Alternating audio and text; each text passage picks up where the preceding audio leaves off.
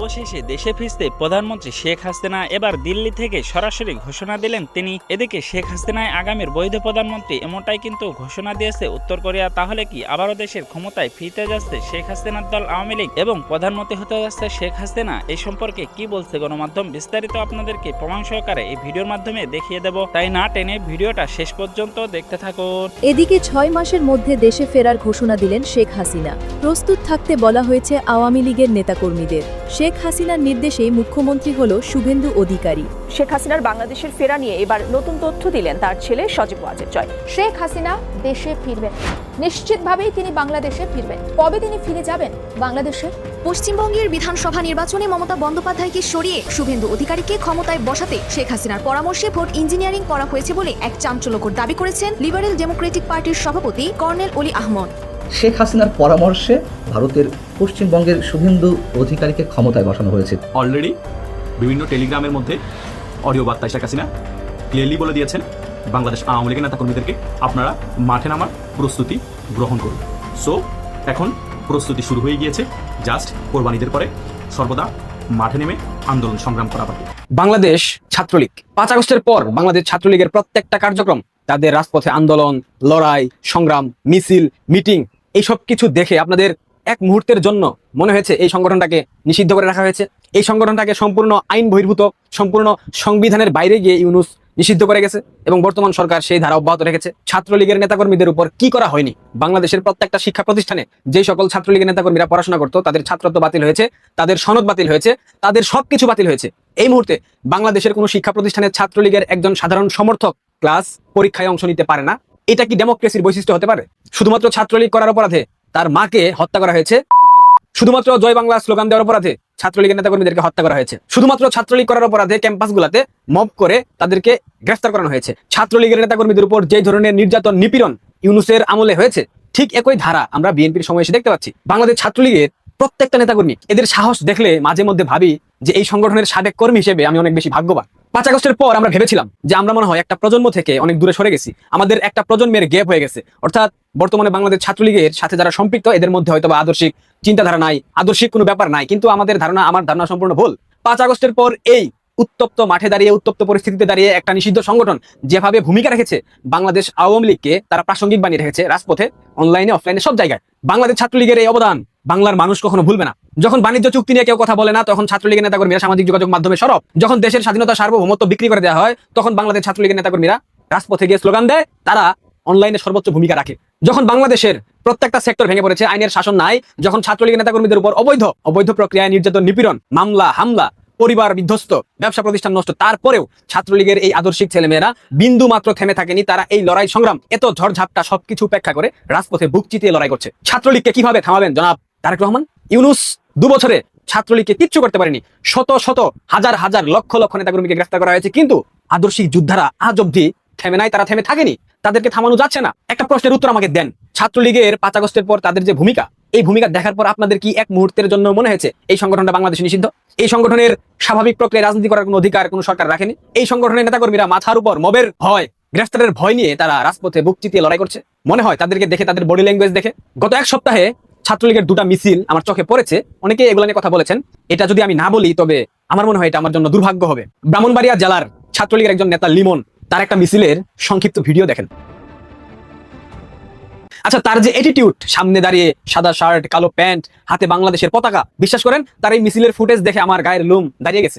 যেখানে প্রতি মুহূর্তে মবের ভয়, যেখানে প্রতি মুহূর্তে গ্রেফতারের ভয়, এরকম একটা পরিস্থিতিতে দাঁড়িয়ে লিমন যে অ্যাটিটিউড নিয়ে এবং তার পাশের নেতাকর্মীরা যেভাবে মিছিল করেছে, এই মিছিল দেখার পর আপনাদের কি মনে হচ্ছে এটা নিষিদ্ধ সংগঠনের মিছিল? এই মিছিল দেখার পর কি আপনাদের কোনোভাবে মনে হচ্ছে এই সংগঠনের নেতাকর্মীরা অকারণে গ্রেফতার হচ্ছে, অকারণে তাদের উপর ভোগ করা হচ্ছে, তাদের উপর নির্যাতন, নিপীড়নের স্ট্রিম রুলার চালাচ্ছে বর্তমান বিএনপি সরকার? ইউনূস তো চালিয়ে গেছে। মনে হচ্ছে?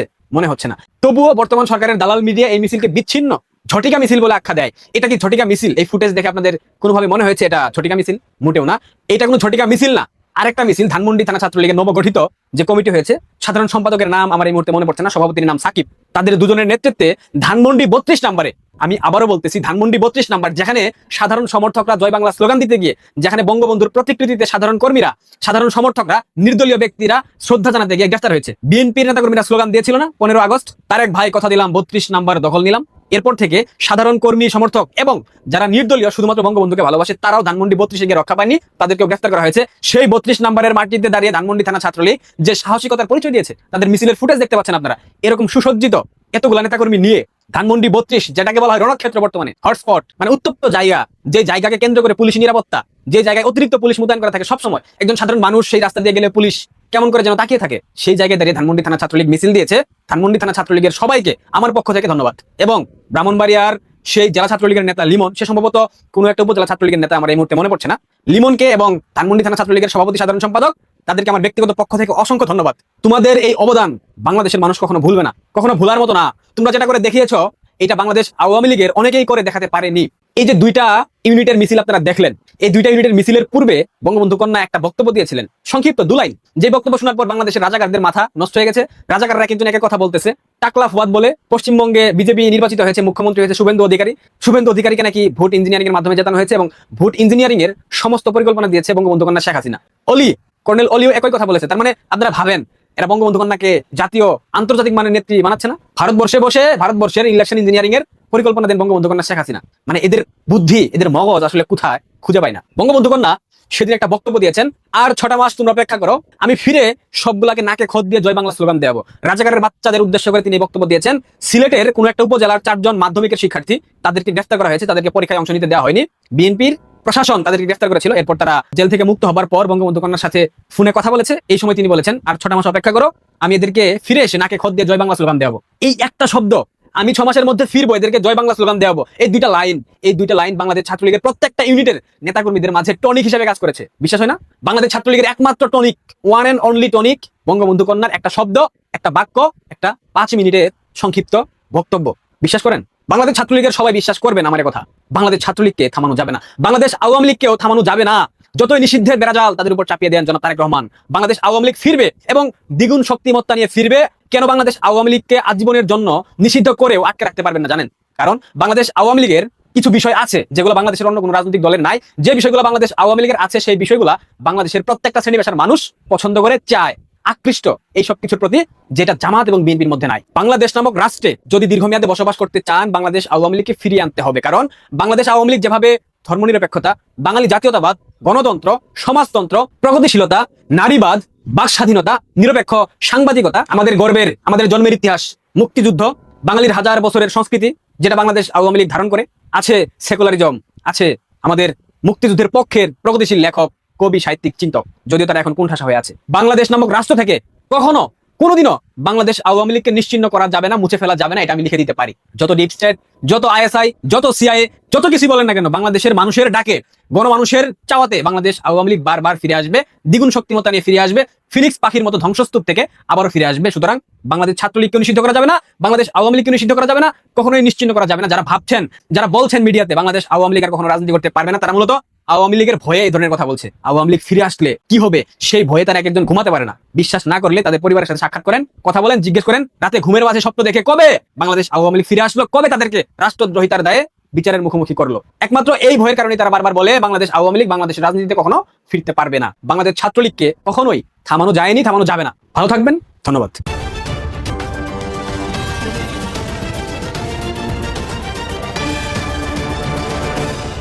হঠাৎ করে ভারত বাংলাদেশের মধ্যকার কুসুম কুসুম হৃদ্যতার সম্পর্ক বেশ নাটকীয় মোড় নিয়েছে। অবৈধ বাংলাদেশিদের ফেরত পাঠানো আর সীমান্তে কাঁটাতারের ইস্যুটি নিয়ে পর্দার আড়ালে ঘটে গেছে বেশ কিছু গুরুত্বপূর্ণ ঘটনা। এরই মধ্যে ভারত কূটনৈতিক নোট ভারবালে বিষয়টি কোর ইস্যু বলে চিহ্নিত করেছে, যেটি অন্তর্বর্তী সরকারের আমলেও দেশটি করেনি। কূটনৈতিক সূত্রগুলো বলছে, কোর ইস্যু শব্দটি এখন দুই দেশের মধ্যে একটি গভীর মনস্তাত্ত্বিক ও প্রশাসনিক লড়াইয়ের কেন্দ্রবিন্দুতে পরিণত হয়েছে। কারণ কোর ইস্যু কূটনৈতিকভাবে তখনই বলা হয় যখন ওই ইস্যুটির সমাধান না হওয়া পর্যন্ত অন্য কোনো ইস্যু নিয়ে আলোচনা করতে চায় না সংশ্লিষ্ট দেশটি। সীমান্ত ইস্যু নিয়ে উত্তেজনার মধ্যে পাকিস্তানের সাথে চুক্তি আর চীনের সাথে তিস্তা নিয়ে বাংলাদেশের আলোচনার পর ভারত বাংলাদেশ সীমান্তে দেশটির সামরিক তৎপরতা আরও শক্ত করার খবর পাওয়া যাচ্ছে। ভারতীয় সীমান্তরক্ষী বাহিনী BSF smart border observation and monitoring সিস্টেমের অধীনে সীমান্তে নজরদারি বাড়াতে হ্যারন টিপি ড্রোন মোতায়েন করেছে। বিএসএফ জওয়ানদের 5,000 বর্জিয়ন ক্যামেরা দেওয়া হয়েছে। এর মধ্যে ভারতের শিলিগুড়ি করিডোর ঘেঁষে বাংলাদেশ সীমান্তের কাছাকাছি 3টি সামরিক গ্যারিসনে শক্তি বাড়ানোর সিদ্ধান্ত নিয়েছে ভারত। সূত্রগুলো বলছে সীমান্তে এক্সারসাইজ তিস্তা প্রহার এবং এক্সারসাইজ ত্রিশূলের মতো বড় ধরনের সামরিক মহড়া খুব শিগগিরই আবার শুরু করতে পারে ভারতীয়। শেষ দিকে ভারতীয় সংবাদ মাধ্যম এবিপি লাইভে আসামের মুখ্যমন্ত্রী হেমন্ত বিশ্ব শর্মাকে জিজ্ঞেস করা হয়েছিল সন্দেহভাজন অবৈধ অনুপ্রবেশকারী বাংলাদেশিদের যথাযথ প্রক্রিয়ার মাধ্যমে বাংলাদেশে হস্তান্তর করা হবে কিনা। তার জবাবে আসামের মুখ্যমন্ত্রী বলেছিলেন ভারতের পররাষ্ট্র মন্ত্রণালয়ের মাধ্যমে তা করা কঠিন, তাই তারা রাত নামা পর্যন্ত অপেক্ষা করেন এবং যখন সীমান্তরক্ষী বাহিনীর কোনো সদস্য উপস্থিত থাকেন না তখন অন্ধকারের আড়ালে তাদের সীমান্ত পেরিয়ে ঠেলে দেন। এই বক্তব্যের পর ঢাকায় ভারতের ভারপ্রাপ্ত হাই কমিশনার পাওয়ান বরেকে গত 30 এপ্রিল পররাষ্ট্র মন্ত্রণালয় তলব করে এ বিষয়ে একটি প্রতিবাদপত্র তুলে দেওয়া হয়। বাংলাদেশে বিএনপি সরকারের আমলে এটি ছিল প্রথম আনুষ্ঠানিক প্রতিবাদ। পশ্চিমবঙ্গ বিধানসভা নির্বাচনে বিজেপির জয়ের পর পুশিন ঘটনা বাড়লে বাংলাদেশ ব্যবস্থা নেবে বলে হুঁশিয়ার করেছিলেন বাংলাদেশের পররাষ্ট্রমন্ত্রী খলিলুর রহমান। খলিলুর রহমান সাংবাদিকদের এই কথা বলেছিলেন চীন সফরে যাওয়ার আগে। ভারতীয় দূতকে বাংলাদেশে তলব করা কিংবা খলিলুর রহমানের বক্তব্যের জন্য ভারত সরকার অবশ্য বাংলাদেশি হাই কমিশনারকে তলব করেনি, কিন্তু সোজা বাংলাদেশের পররাষ্ট্র মন্ত্রণালয় খুব কড়া ভাষায় পাঠিয়েছে নোট ভার্বাল। একাধিক সূত্র বলছে মোহাম্মদ ইউনূসের আমলেও ভারতকে এতটা কড়া ভাষায় নোট ভার্বাল পাঠাতে দেখা যায়নি। ওই নোট ভার্বালে অবৈধ অনুপ্রবেশকারী বাংলাদেশিদের প্রত্যাবাসন ইস্যুটিকে কোর ইস্যু হিসেবে উল্লেখ করা হয়েছে। সাবেক একজন ডিপ্লোমেট বলছেন কূটনৈতিক পরিভাষায় কোনো বিষয়কে কোর ইস্যু হিসেবে চিহ্নিত করা অত্যন্ত তাৎপর্যপূর্ণ এবং এর মাধ্যমে একটি রাষ্ট্র তার প্রতিবেশীকে একটি কঠোর ও পরিষ্কার বার্তা দেয়। কূটনীতিতে কোর ইস্যু মানে হলো এমন একটি মৌলিক বিষয় যা দুই দেশের সামগ্রিক সম্পর্কের ভিত্তি বা প্রধান শর্ত হিসেবে বিবেচিত হয়। যখন কোনো দেশ নির্দিষ্ট একটি সংকটকে কোর ইস্যু বলে তখন তার অর্থ দ্বারাই এই সমস্যার সমাধান না হওয়া পর্যন্ত অন্যান্য দ্বিপাক্ষিক সহযোগিতা বা সম্পর্কের উন্নয়ন বাধাগ্রস্ত হতে পারে। এটি সম্পর্কের সমীকরণকে একটি নির্দিষ্ট ফ্রেমের মধ্যে নিয়ে আসে।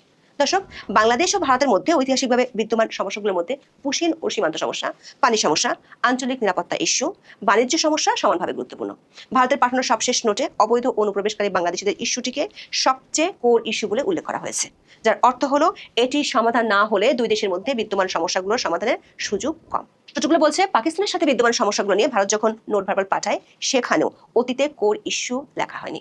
সবশেষ প্রেস ব্রিফিংয়ে ভারতের পররাষ্ট্র মন্ত্রণালয়ের মুখপাত্র রণধীর জয়সাওলা বিষয়টি যে ভারতের অগ্রাধিকার সেটি বলেছেন। ভারতের পররাষ্ট্র মন্ত্রণালয় থেকে বাংলাদেশের পররাষ্ট্র মন্ত্রণালয় পাঠানো দলিলে দাবি করা হয়েছে 2020 সালের সেপ্টেম্বর থেকে ভারত সরকার বাংলাদেশিদের জাতীয়তা যাচাই এবং প্রত্যাবাসনের জন্য নিরবিচ্ছিন্নভাবে চেষ্টা চালিয়ে যাচ্ছে।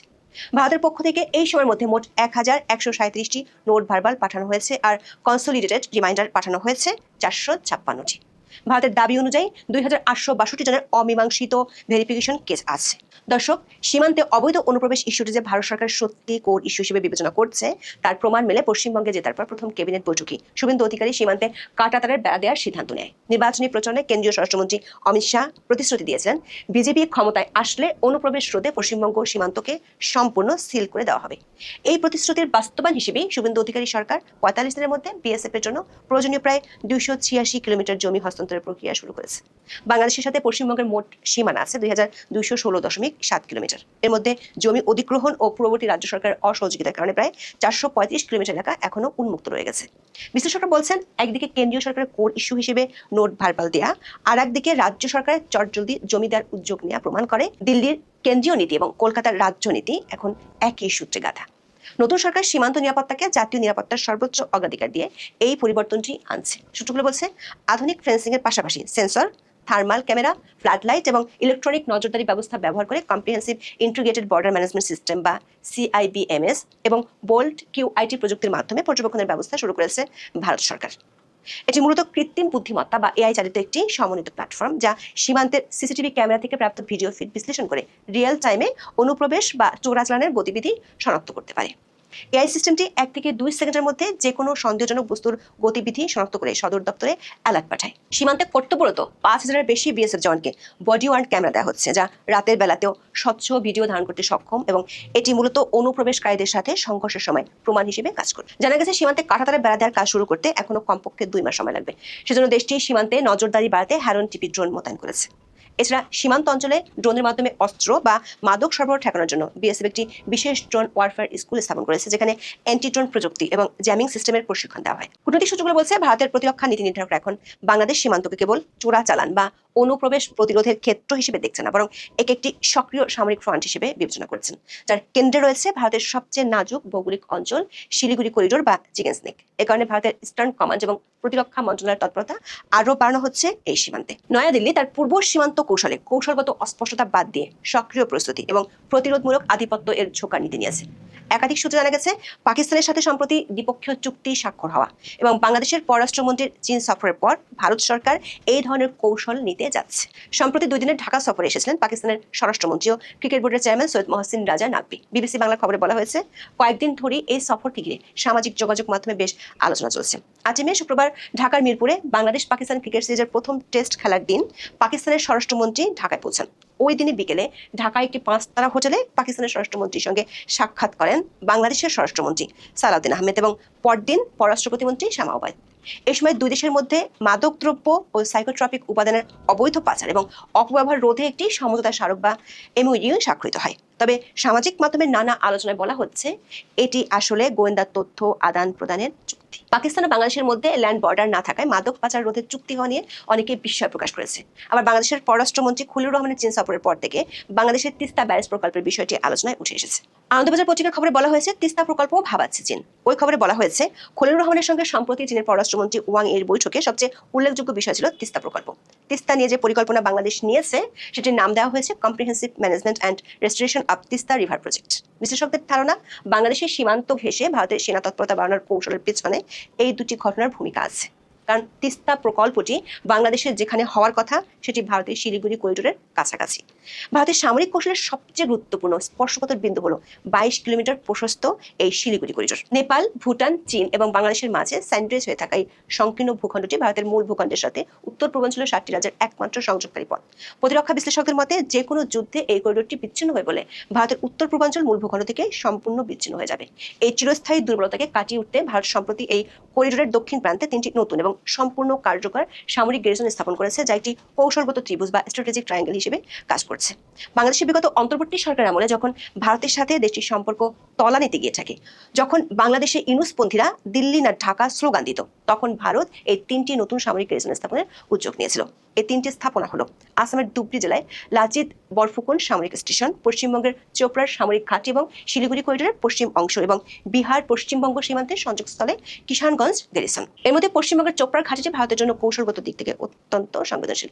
এটি শিলিগুড়ি করিডোরের সবচেয়ে সংকীর্ণ অংশের কাছে অবস্থিত এবং বাংলাদেশ সীমান্ত থেকে এর দূরত্ব 1 কিলোমিটারের কম। বাংলাদেশের পঞ্চগড় জেলার তেঁতুলিয়ার বিপরীতে আছে এই ঘাঁটিটি। সূত্রগুলো বলছে, এই 3টি সামরিক স্থাপনায় রুদ্র ব্রিগেড এবং দিবাস্ত্র ব্যাটারি ও কোল্ড স্ট্রাইক বা অতি দ্রুত সামরিক পদক্ষেপ গ্রহণের সক্ষমতা জোরদারের সিদ্ধান্ত নিয়েছে ভারত সরকার। রুদ্র ব্রিগেড হলো একটি অল আর্মস সমন্বিত সামরিক ইউনিট, যেখানে পদাতিক, সাজোয়া এবং গোলন্দাজ বাহিনী একই সাথে মোতায়েন থাকে। এছাড়া S-400 আকাশ প্রতিরক্ষা ব্যবস্থা এবং ব্রাহ্মোস মিসাইল মোতায়েন করা আছে শিলিগুড়ি করিডোর সংলগ্ন হাসিমারা বা বাগডোগরা বিমান ঘাঁটিতে। বাংলাদেশে ইউনুস আমলে যখন ভারতের সাথে উত্তেজনা বিরাজ করছিল, তখন 2025 সালের মে মাসে উত্তরবঙ্গ ও সিকিম সেক্টরে ভারতীয় সেনাবাহিনী এক্সারসাইজ তিস্তা প্রহার এবং অক্টোবর-নভেম্বরে এক্সারসাইজ ত্রিশূল পরিচালনা করছিল। এক্সারসাইজ ত্রিশূলটি ছিল গত কয়েক বছরের মধ্যে ভারতের বৃহত্তম ত্রিদেশীয় সামরিক মহড়া, যেখানে 20,000-এর বেশি সেনা অংশ নিয়েছিল। সূত্রগুলো বলছে, ভারত সরকার একইভাবে আরো কয়েকটি মহড়া শিগগিরই করতে পারে। সামরিক বিশ্লেষকদের মতে, এই মহড়াগুলো প্রতিবেশী দেশগুলোর প্রতি একটি শক্তিশালী কৌশলগত বার্তা বা সিগন্যালিং হিসেবে। এই ভিডিওটা আপনাদের কাছে কেমন লাগলো? যদি বিন্দু পরিমাণ ভালো লেগে থাকে, তাহলে অবশ্যই চ্যানেলটাকে সাবস্ক্রাইব করে আমাদের সাথে থাকবেন, যাতে করে এমন নতুন নতুন আপডেট নিউজ সবার আগে আপনাদের হাতে পৌঁছে দিতে পারি। তাহলে সবাই ভালো থাকবেন, সুস্থ থাকবেন। দেখা হচ্ছে পরবর্তী কোনো আপডেট নিউজ নিয়ে।